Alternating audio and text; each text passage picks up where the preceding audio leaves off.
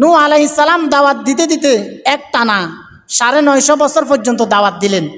তিনি যুগের পর যুগ, জেনারেশনের পর জেনারেশন, শতাব্দীর পর শতাব্দী দাওয়াত দিলেন, কিন্তু নূহ আলাইহিস সালামের দাওয়াত তেমন কোনো মানুষ গ্রহণ করে নাই। এক পর্যায়ে নূহ আলাইহিস সালামকে তারা দমক দেওয়া শুরু করলো।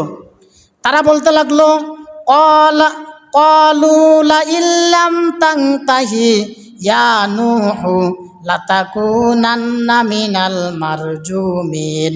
তারা নূহ আলাইহিস সালামকে বলতে লাগলো, হে নূহ, তুমি ভালো করে শুনো, তুমি যদি তোমার দাওয়াত বন্ধ না করো তাহলে আমরা তোমাকে পাথর নিক্ষেপ করে হত্যা করে ফেলবো। নাউজুবিল্লাহ। অর্থাৎ নূহ আলাইহিস সালাম যখন তার দাওয়াত বন্ধ করে নাই, তখন তার কওমের লোকেরা বলতে লাগলো, হে নূহ, তুমি যদি তোমার দাওয়াত বন্ধ না করো তাহলে আমরা তোমাকে পাথর নিক্ষেপ করে হত্যা করে ফেলবো। এরপর নূহ আলাইহিস সালাম তার দাওয়াত চালিয়ে গেলেন। চালিয়ে যাওয়ার পরও যখন তারা দাওয়াত গ্রহণ করলো না, দেখা গেল তারা দিন দিন নূহ আলাইহিস সালামের প্রতি জুলুম বাড়িয়ে দিল।